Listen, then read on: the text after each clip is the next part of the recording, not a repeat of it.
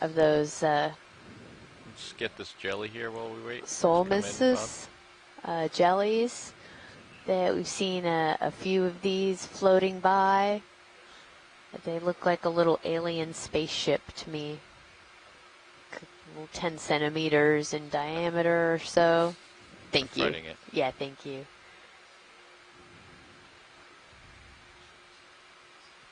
It's one of the things that I love about the deep sea and the critters that are living down here is that some of them look so alien or sci-fi, and you know, we come up with all of these crazy creatures that are in movies, and a number of them are actually based on real organisms that are living in the bottom of the ocean.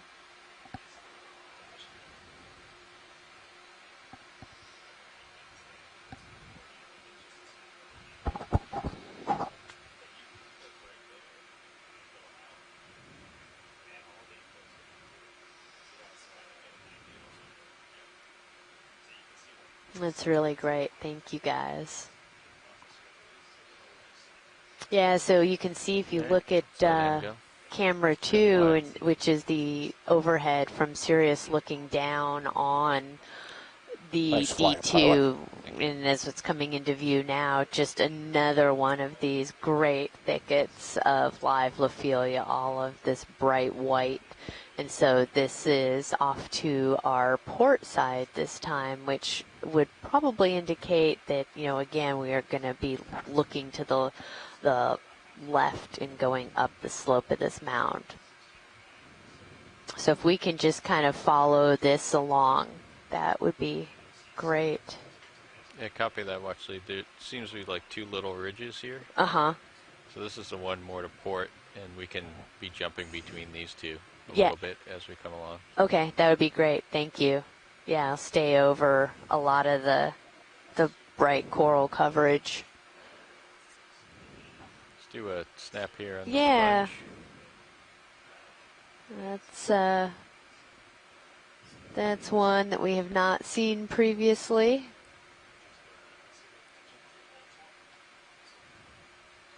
Gotcha on the far left. Very interesting, fuzzy looking.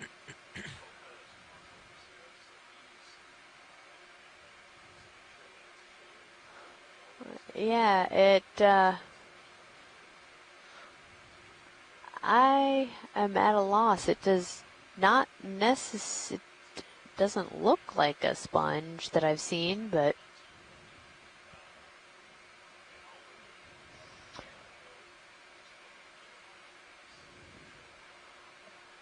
likely it is. There's the siphon, the hole where it's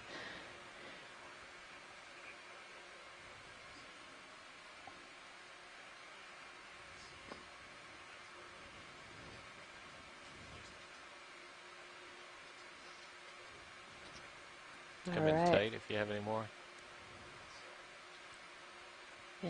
Yeah, okay, I see there. You can see inside of it the pores, so being the periphera. Really amazing. And so those little spicules, the little spines, those are kind of glass-like when we either collect them, or even a lot of the times when I've been doing marine sediment sampling in these areas, you get those sponge spicules, and they're like, you know, super fine little glass sponges, shards of glass almost, that can get into your hands and Hey, come on up. Great, thank you guys. Definitely a new observation for this cruise.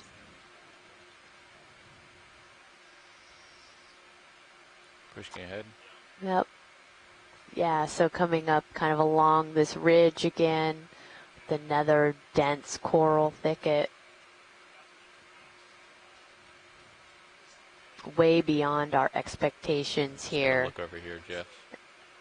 Yeah, So and you can just this whole side seems to be these kind of ridges and swales, and up at the top of it, there's a lot of this live scleractinian coral, mostly Lophelia, and then in the valleys, there's a little bit more of the rubble, and we're getting the sponges.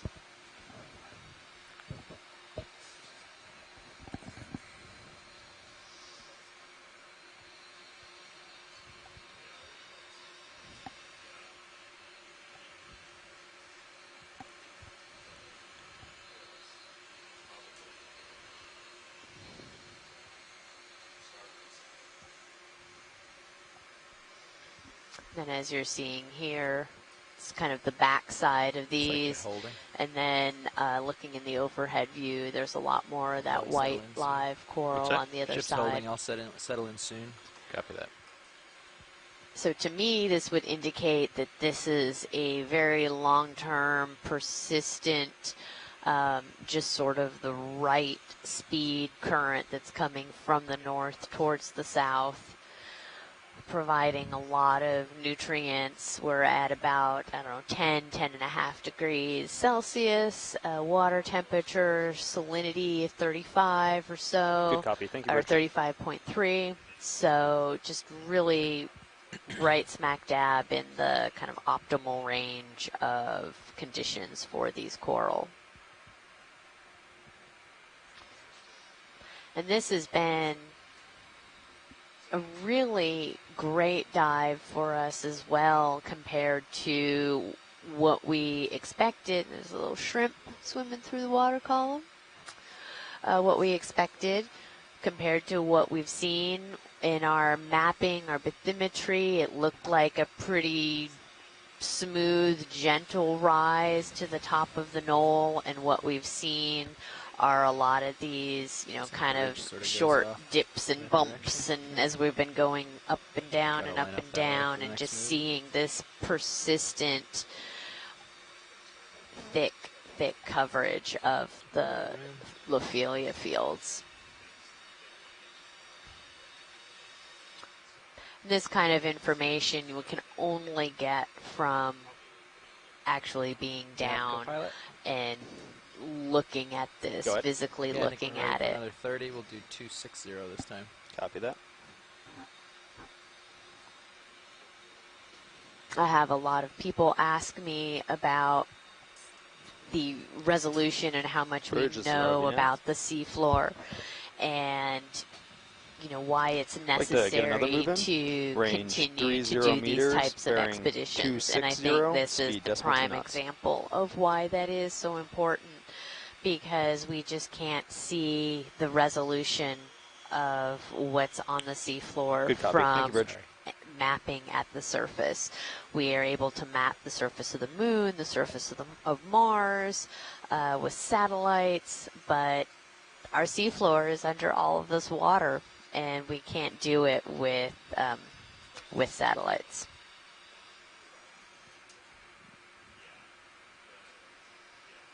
I have a little. Let's do a snap down here. I have a snap of that little shrimp there.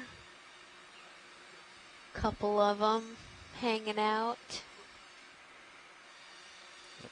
1 second. Just get a little bit of current to fight.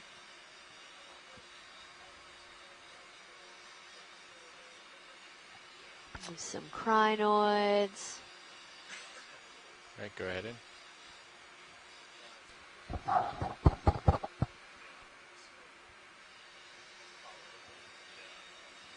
Alright.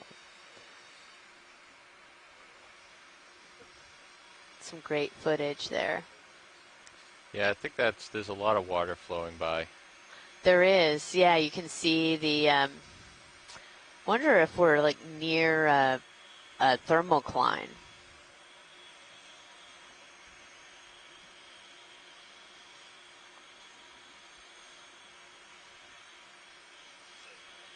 Okay, coming up. Great shots.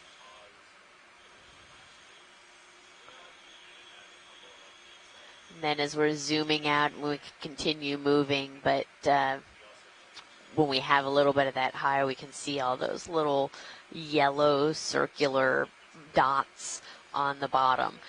Those are those individual cup corals as opposed to these big coral colonies. And we've seen a lot of those throughout this region. Let's get this in the water column real quick.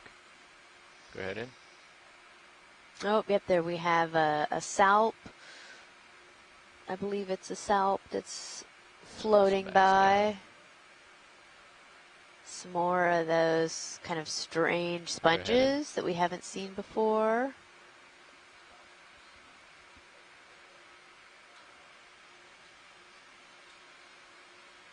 That's great.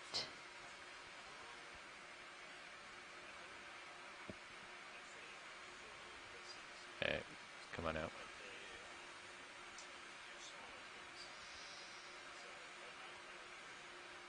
Our water column folks will be excited to get all of this mid-water type footage of these jellies and ctenophores that we've seen and the one that we collected.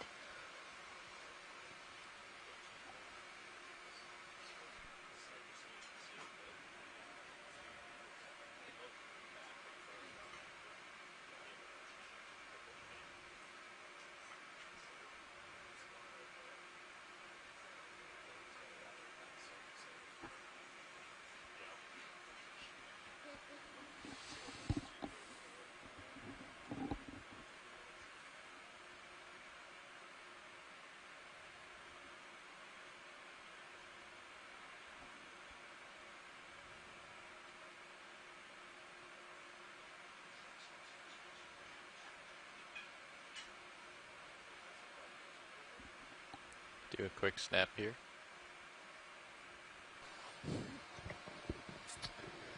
Looks like we have a couple different types of crinoids that are sitting on top of this Lophelia colony. We saw these kind of tannish colored ones earlier with their oral side, so the side we're looking at right now faced into the coral, which was an interesting orientation, which I haven't really seen before. So I don't know if that's just like a type of behavior that they exhibit sometimes, or if it's for a specific reason. We have that tannish one as well as the yellow crinoid that we've seen in a couple of these areas. Has its arms very raised up into the current, it looks like.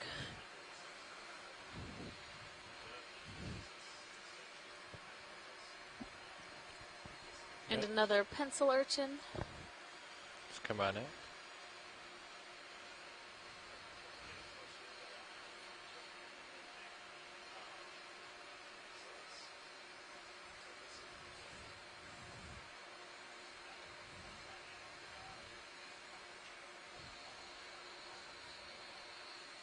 Okay, pushing ahead. It's kind of downslope ahead of me. See if it kind of ventures off. I can follow you up. Yeah, this might be the. I don't see really anything in my sonar. Okay. This might be a local high. Yeah, as our ROV team is saying, it looks like we're approaching kind of the local high of this mound area. It's pretty close to the waypoint 3 target, too. Yep. Nav, you want to mark this local high? D2? Will do. Thanks. And our local high is about 754 meters.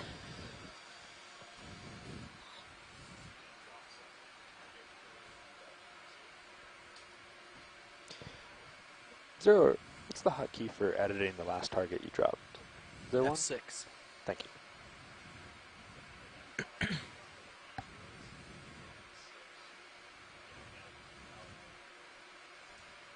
Good copy. Thank you, Bridge.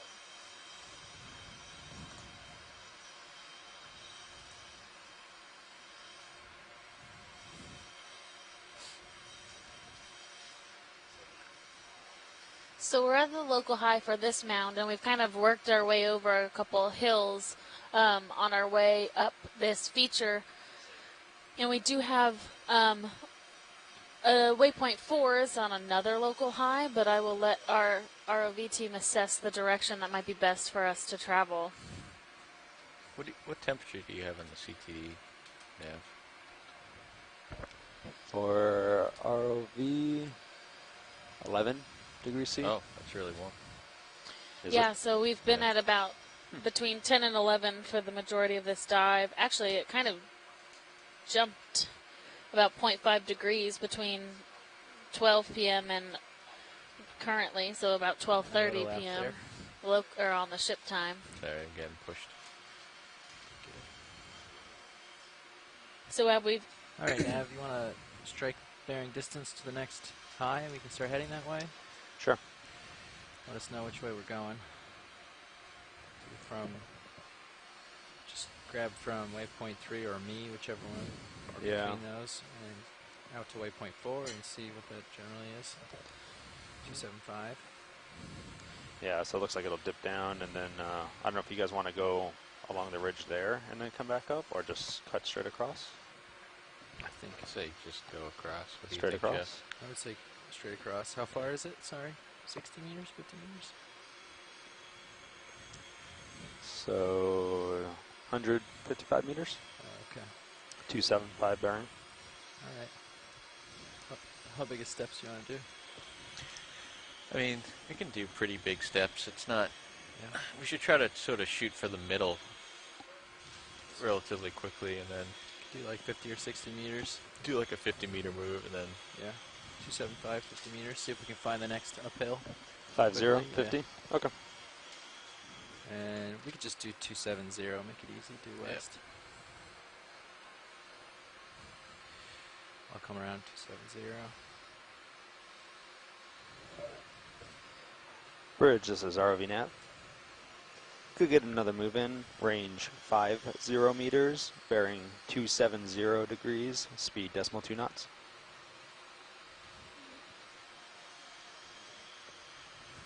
Good copy. Thank you, Bridge. Pilot, this is Watch Lead. Go ahead. So, from my understanding, we are just going to traverse across till we hit the next kind of upslope. That is correct. We're going to make a move west and try to get between these two highs so that we can acquire bottom a little bit better. Move there relatively quickly and then move up the other slope. Great, thank you. Can do it at .3 as well. Should I up it? Oh, you already called it in? Yeah. That's fine. Not that big a difference. So if you're just joining us today, we are aboard the Okeanos Explorer, which is a NOAA vessel operated by the I'll try to stay Office of Ocean and no less than 10. Ocean Exploration and Research. We are about 165 miles off of the coast of Florida at a site we have deemed the Blake Ridge Knolls. Sorry, that was wrong.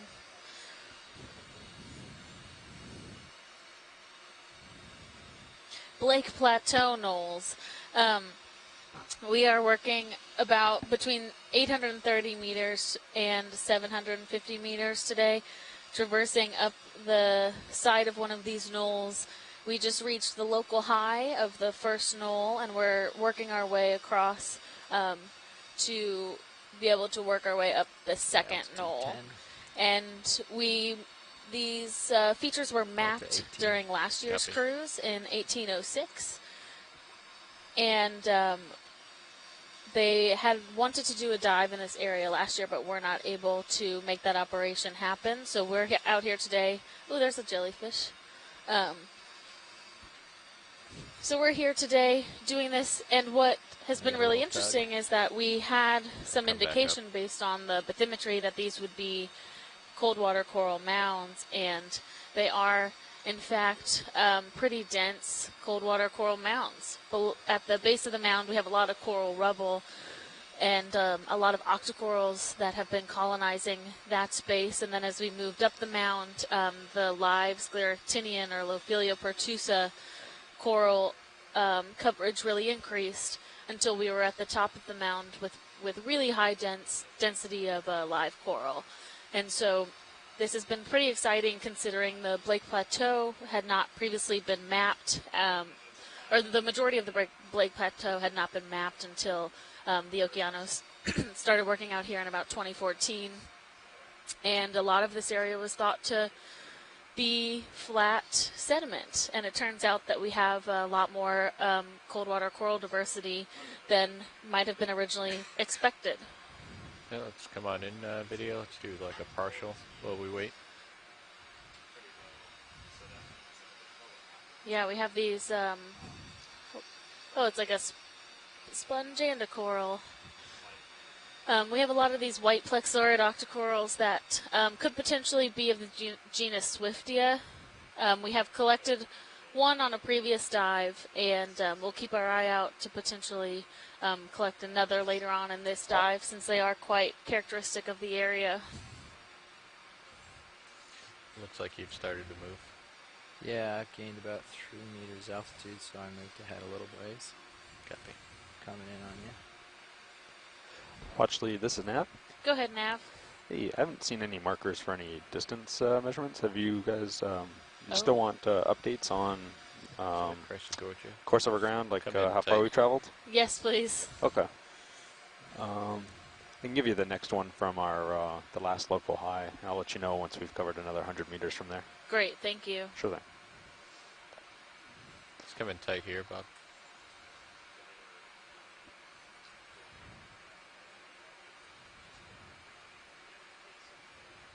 Sorry, I'm drifting back.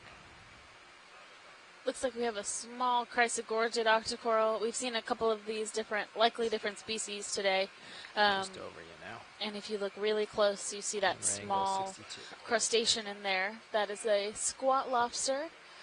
Most chrysogorgids seem to have at least one squat lobster associate with them. And there are some folks doing research on that type of relationship. So the association between the coral and the animals that live within it, is that something that have they evolved together in that relationship, or is it just kind of random?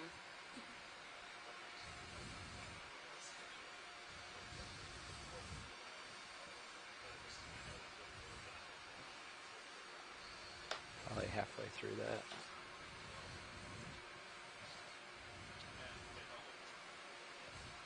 Starting to pick up high on your sonar, maybe? Yep, I can see it right here. Oh yeah, great. Oh great, that was not very far away, was it? Nope. Just a little hop over. Yeah. So it looks like we're approaching the base of another one of these hills, and we will start to work our way up as we go. We have a jelly, or a ctenophore. Ctenophore here. Go ahead.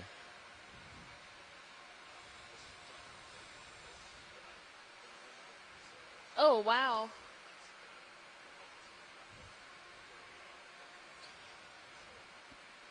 Looks like one of these low bait ctenophores.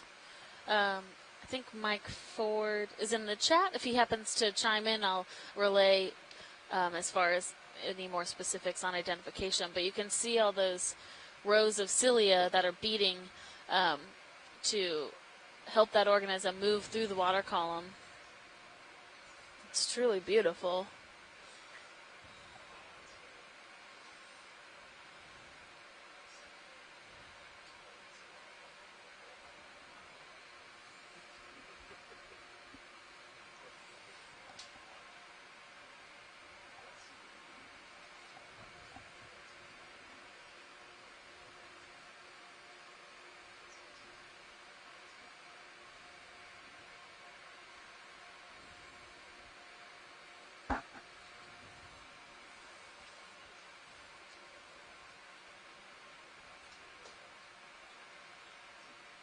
They have that very translucent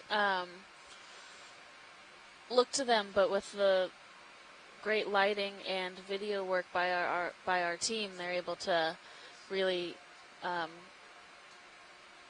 enable best visualization of these organisms that we don't often get to see.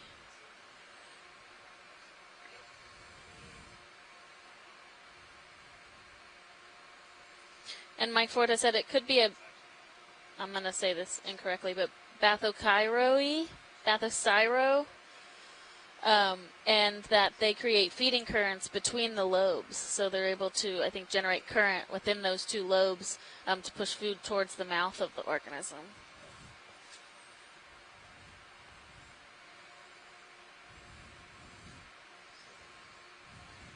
Looking good. That's all the leash I can give coming you. up.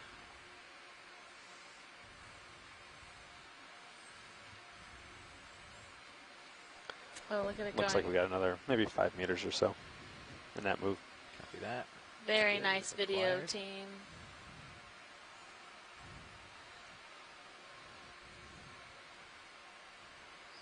Right.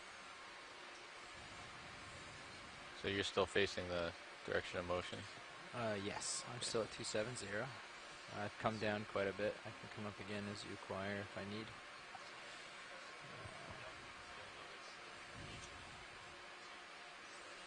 Yeah, so here we are at another area with high live Lophelia coverage and a number of sponges amongst these communities as well.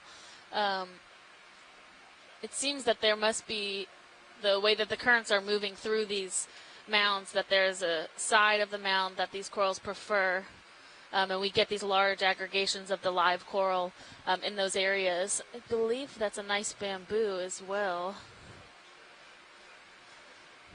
kind of in that valleyway where there's likely lots of current going through between these two mounds.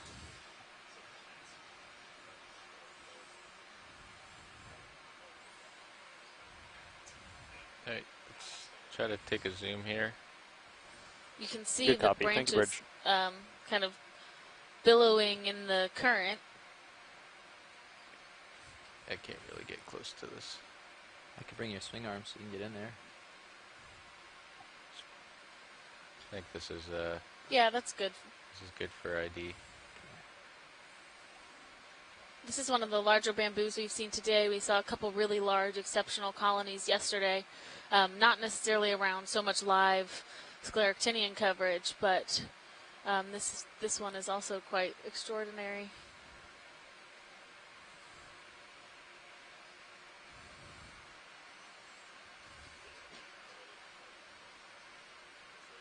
All right, if you're good, science. We're good. Okay, come wide, please.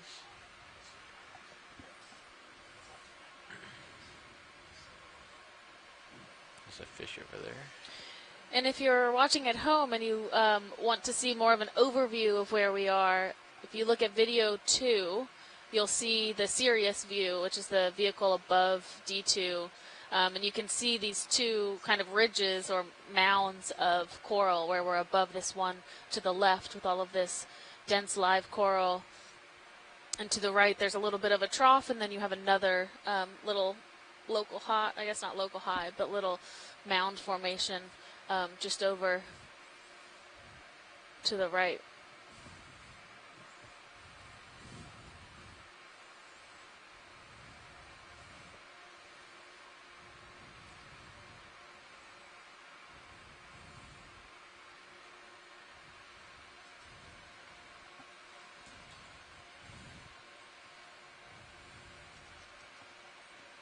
You can do another move this direction.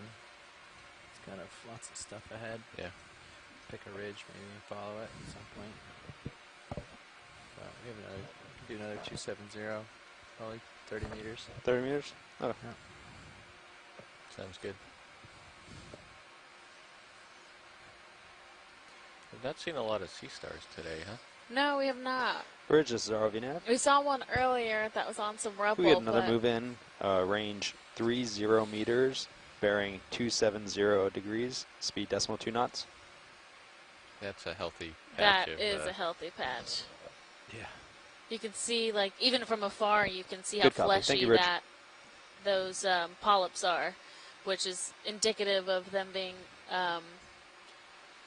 very healthy. Let's do just a partial zoom here video.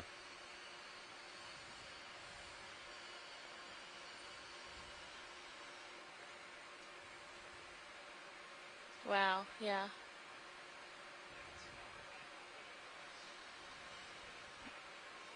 Those are fully extended polyps.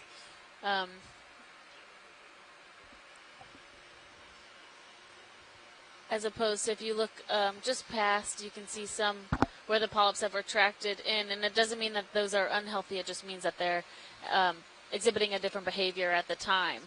But it is nice to see these colonies with their polyps fully extended like this. It really does show just how suitable this area is for these types of corals. There's some barnacles growing on there as well. Yeah, let's come on out. Is there something you had to see, Watchley? No, sorry, it was just something in the water column, but it went away. Okay.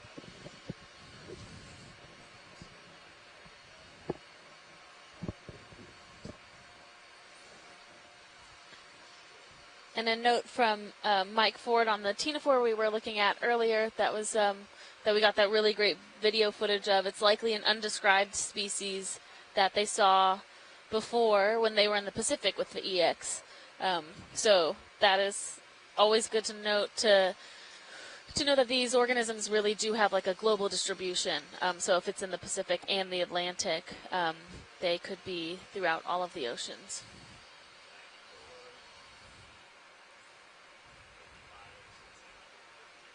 Let's do a quick zoom here.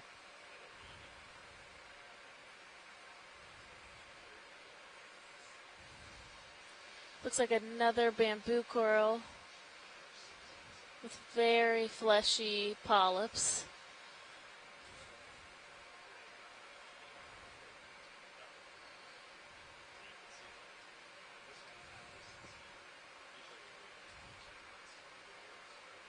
Most of those polyps seem to be oriented on one side of the skeleton, which is likely a characteristic for help narrowing down to genus. It is a bamboo coral, Isididae, but I'm not sure which genus. Come in tight. Do you have any more? And earlier today we did see a bamboo that looked like it was gravid, so it looked like it had eggs within the polyps. And these types of corals where they have kind of a translucent tissue really do help us. I mean, it's really informative just to have the video because you can see that type of life stage that they're in.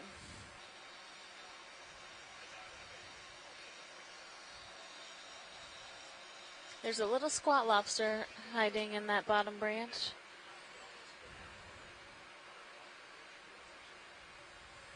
All right, let's come on out.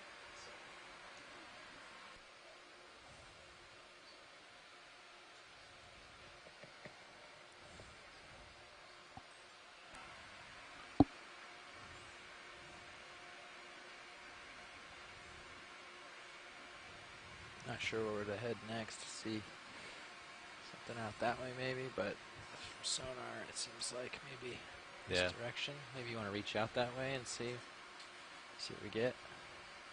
This move's almost done. I can just follow you. Yeah, I think this is just maybe just a little local ridge that's higher. Yeah. I can poke over to it though.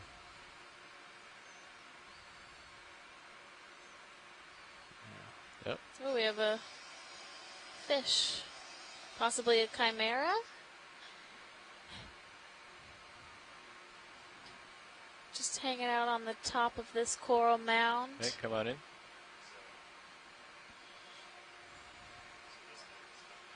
Oh, nice.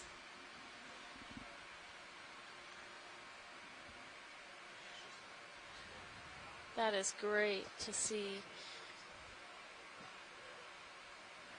So we saw a couple of these chimera on our first dive where we again had higher live coral coverage than the last couple dives. So that's interesting to see these same fish species amongst these coral communities, and to think about the relationship that the overall community might have with the surrounding fish.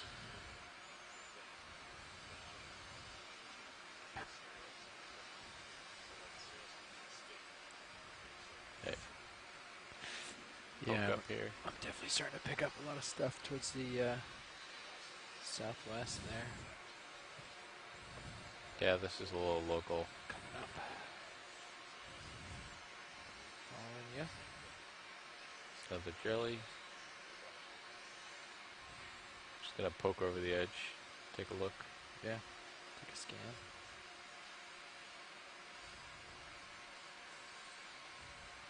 You want me to follow you around? Should be wrapping up on the move, but probably still have a little bit to swing. That's it. Take a look. Lots of Lophelia. Lots of Lophelia. Awesome. Thanks, Bridge. Hey, I'll come back.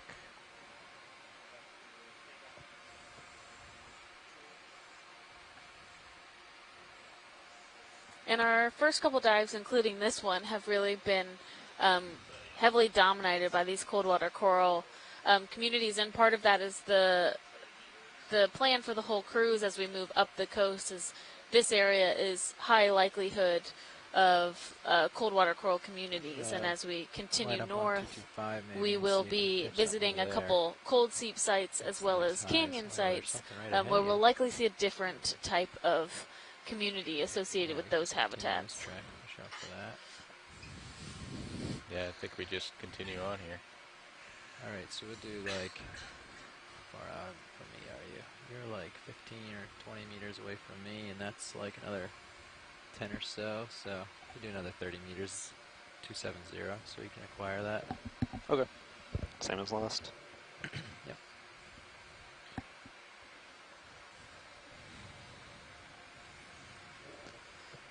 Bridge, this is ROV Nav. Like to do the same as last. Range 30 meters, bearing 270 degrees, speed down. decimal 2 knots. Going with you. Altitude 20, I got lots of room. Good copy. Thank you, Bridge.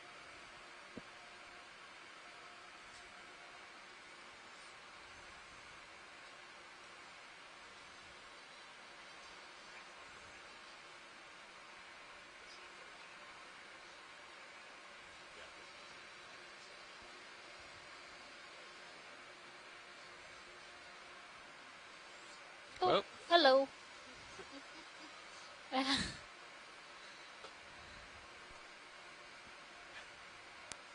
Oh, you made a friend.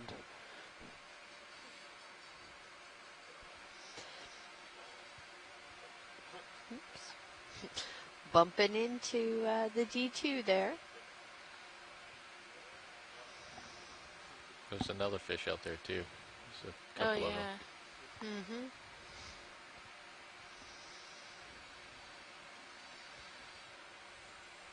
Oh, there we go. There.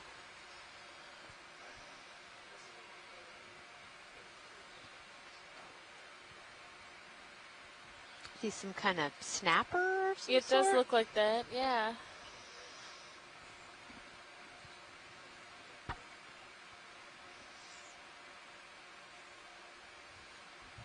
Great color. Yeah, they are.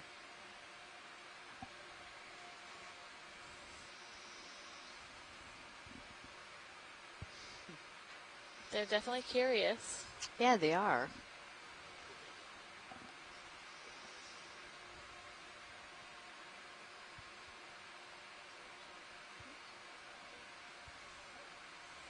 Another one out there, a little farther out. I feel like they're waiting for a snack.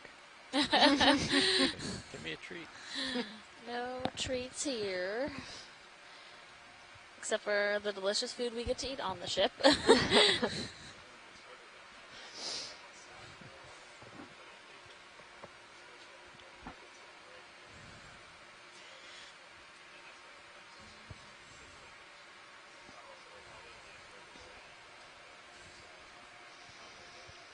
All right, so what are we in a little bit of a valley right now between a couple of our high points?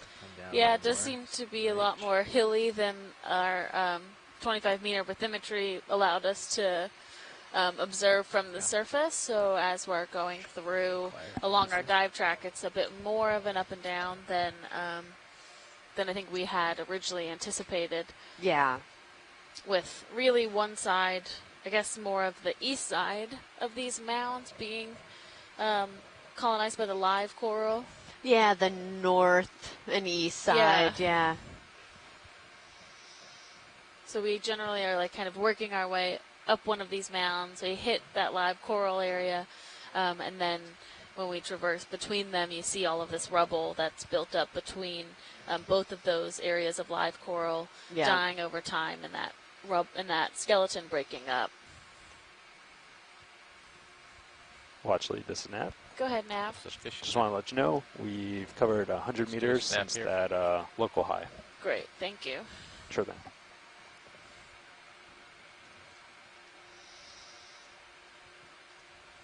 Yeah, this is a little bit different one, I think. Yeah. So I think this is a scorpion fish. Oh, okay, right. They like to be more closely associated with the bottom. Yeah. As opposed to the other one that we saw up swimming around, looking at us right in the camera. Yeah.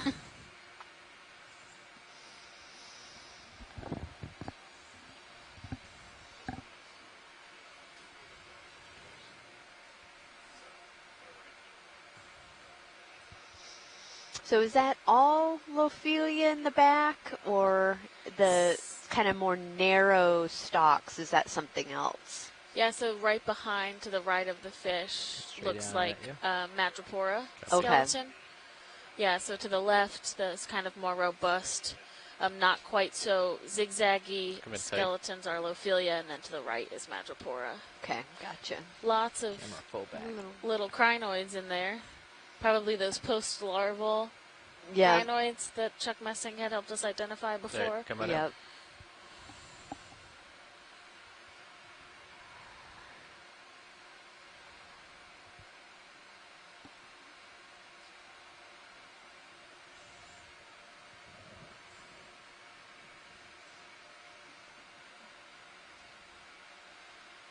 Wow, continuing to move upslope.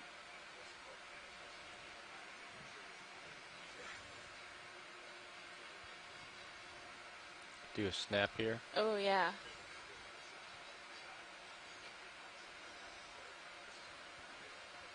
Oh, is that another one of those bubblegum coral, or? I don't know yet. It definitely has the same type of brittle stars on it. Mm-hmm. You good, Jeff? Yeah, sure it does look look like tall. We do have this sort of thing. It keeps backing away. Sorry, like Paragorgia. Okay. Which is bubblegum coral.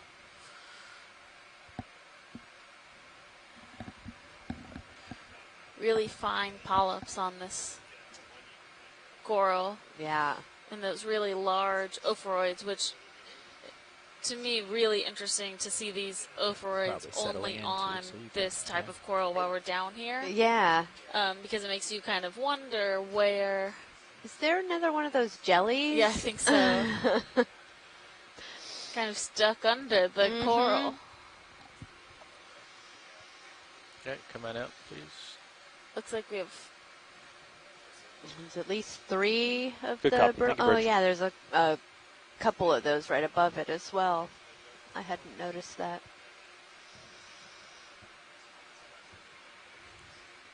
Want me to look to your port, Jeff? Yeah, you'll come around to it probably. Okay. I think we're pretty much done moving, so feeling good. We had Benjamin Frabel log in and let us know that, and perfect timing, here it is back in our view here, not a snapper, so thank you for that. He said that this is an Alphonsinus. I think barracks. Barracks, yeah, genus there we name. go. Yeah, so thank you for that. We have a good little community of them right above this reef. Yeah, I think we're settled. I can come around and look at you and follow you as you do the crest. Okay. Alphonsino. Alphonsino. Thank you for that. Is that another chimera hanging out there? Or no, okay. It's just the same guy. I'm facing 315 now. Let's do a snap on that real quick. Got lots of room to go. Yeah, it's the same guy. All right, come on out.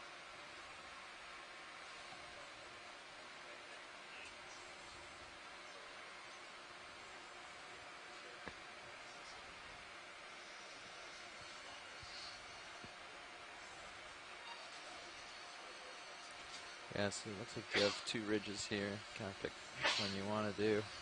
Probably both lead to the top.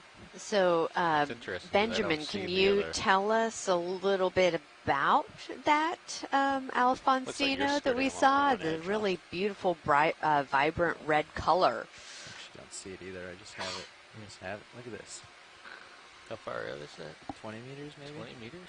Yeah. Like, I should be seeing that. Yeah. That's weird. Huh. Nothing. Could be way down too. It could just be a hard rock bottom down at the bottom. All right. Well, let's keep going up. Yeah.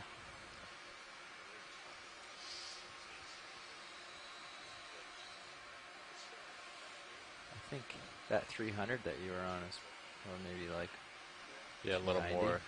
more north. Yeah. Yeah, I agree. Let's see. Take a scan here. So we're at 285 maybe, something like this. Get us in the right way. Yeah. Cool. Want us to get it in? Sure. I feel like we've had a lot more fish species at this site as well. Yeah, that's than we've seen previously. I think that's true, and I think that's something that some of our ichthyologists or fish biologists are interested in is the communities that are harbored around these cold water coral mounds. Could we get another move in? Range 20 meters. It's also important to consider when thinking about the creation of these protected areas. Yep. We are just outside of the HAPC, or the habitat of particular concern, but these mounds are similar to what you see inside the HAPC as well. And so when we talk about the significance of those and what they're preserving, it's not only the benthic community that's living on the seafloor, but it's all of the nectonic community, or the community that's living within the water column, that's influenced by the productivity on the seafloor. Yep, exactly. Yeah, so Benjamin let me know that Alfonsino, that redfish that we saw, is a type of bariciform, related to squirrelfish and orange roughy, and that they tend to occur throughout the world's oceans, from the Atlantic to Greenland to Brazil, and that they're typically targeted by commercial fisheries. Yeah. Especially, he says, and they are commercially fished in the southeastern United States. So, again, these areas where those fish communities are fostered, and you find lots of individuals, it's important to have these habitats that they are spending their life cycles in. Yeah, exactly.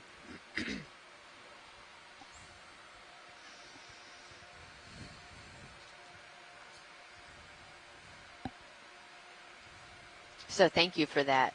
We really appreciate your knowledge and insight. That helps us a lot to share with everybody a little bit more about what we're seeing.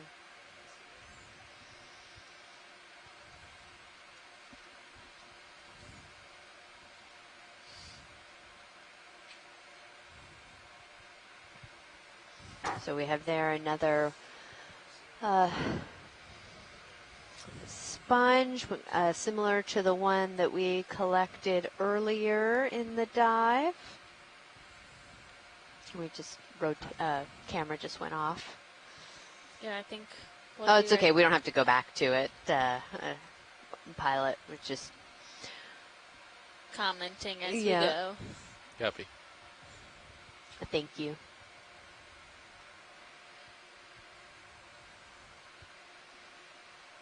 Yeah, so we've made 2 collections so far today. One of those sponges that we just saw which I believe was identified for us as Afrocolides beatrix. And then we also were able to suction sample a seems like a jellyfish off of the benthos. A Petrophylla. It's possible.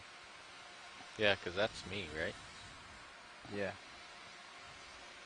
That's you, and you're over there. Seeing a little bit more live coral again on the top here. Isn't there like an upside down and a... Yeah, there is.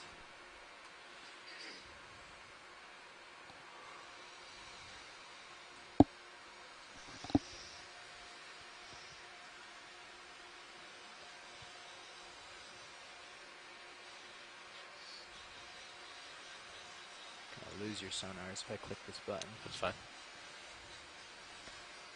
Bunch of interesting sponges along here. That would explain why you're seeing the ridge on the wrong side. Yeah. Update required.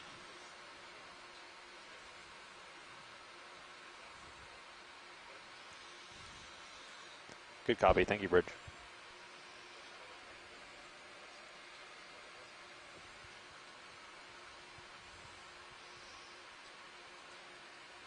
So for people that are just joining us, Amy and I can introduce ourselves so you know who you're listening to. My name is Alexis Weinig. I am the biology science lead for this expedition of the cruise. I am a PhD candidate at Temple University, and I study deep sea coral ecology.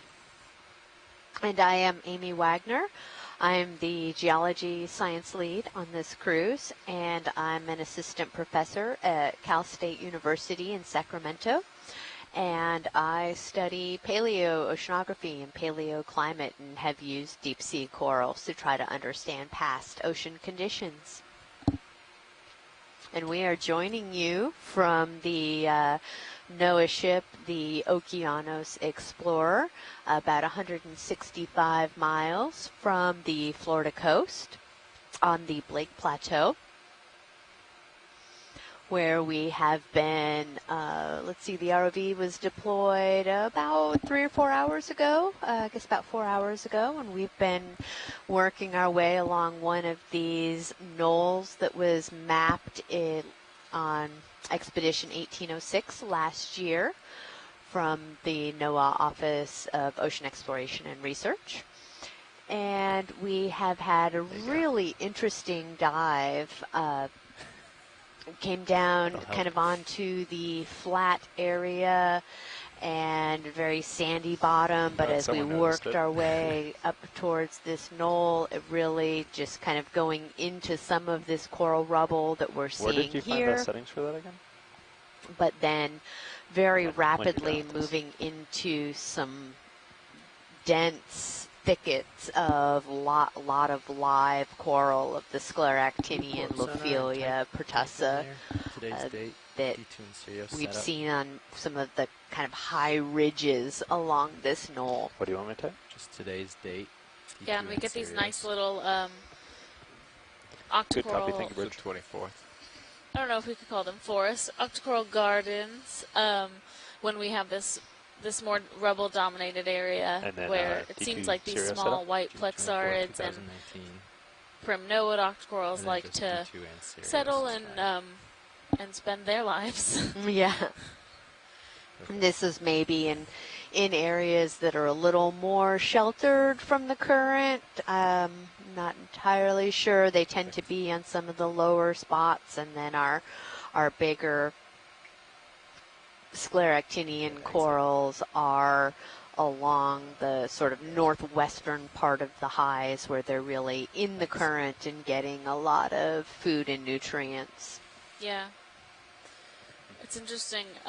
We can see a bit of our dive track that we've completed so far here on the ship, and there have been so many interesting parts of this dive and different ways we could go that the track for D2 today is kind of all over the top of this ridge or this mound, and what is partially contributes to that is the fact that we don't have a fine scale way of knowing exactly what these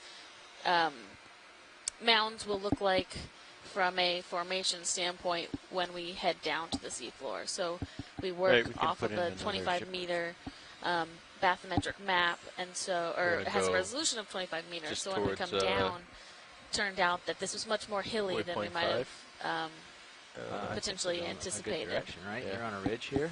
Yeah, just follow the ridge. So just continue up. Do a 280. Yeah, it really wasn't anything we were expecting. 20, 30 meters? Which has been 30, a lot of fun. 30, it's been keeping us on our toes. Yeah.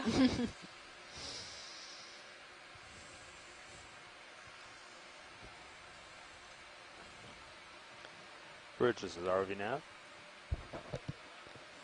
Can we get another move in? Range 30 meters, bearing 280, speed .2 knots.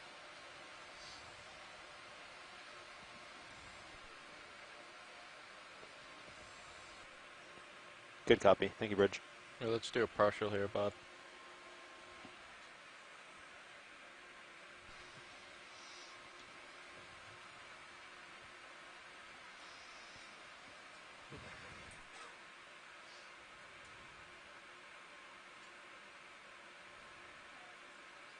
Go ahead.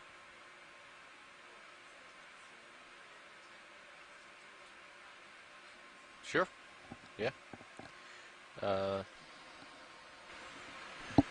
Let's come wide here, video. Thank you. So piloting D2, this is Joshua Carlson. At co-pilot is Jeffrey Lanning. At nav is Tony Arnold. Over on video, Bob Knott. And on clipping, Art Howard. We're all engineers and videographers for the Global Foundation for Ocean Exploration, or GFOE. All right, thank you guys. And yeah, so they're responsible for all things ROV. Yeah, ROV and video. And video, bringing you these wonderful images, high quality. And then I don't know if they've gone live yet, but our video team is just phenomenal, and they're creating some short video highlights from each dive that will be posted to the website. And we got a preview of some of them last night, and they're so great. It's so much fun to see them and what they can do and turn around so quickly. Yeah, I think this is one of the really outstanding parts of the Okeanos Explorer program, is that we're able to have such a experienced team of videographers out with us that are able to process this video extremely quickly to help get it out not only to scientists but also to the public. So these things that we see during dives that are really exciting or new or interesting or funny, those videos can make it out off the ship while we're still here, which there's really no other program out there that does it this well. Yeah.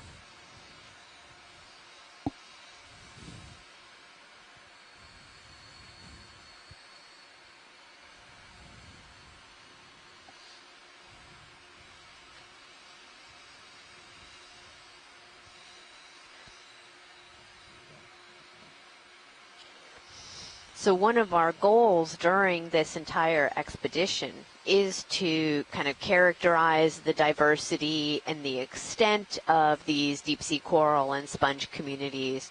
And as we see here, we're kind of setting in. We're going to come in onto this small little Chrysogorgia octocoral.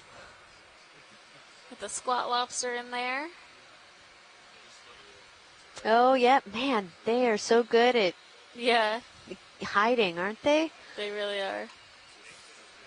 They almost, I mean, their coloration, too. It's almost the color of the flesh of the coral. Yeah, exactly.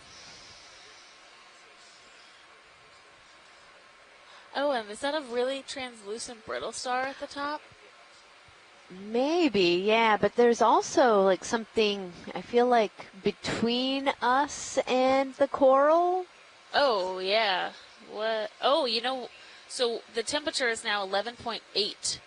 Oh, so wow. So likely there is a change in temperature is what's causing that really interesting kind of waviness in the feed.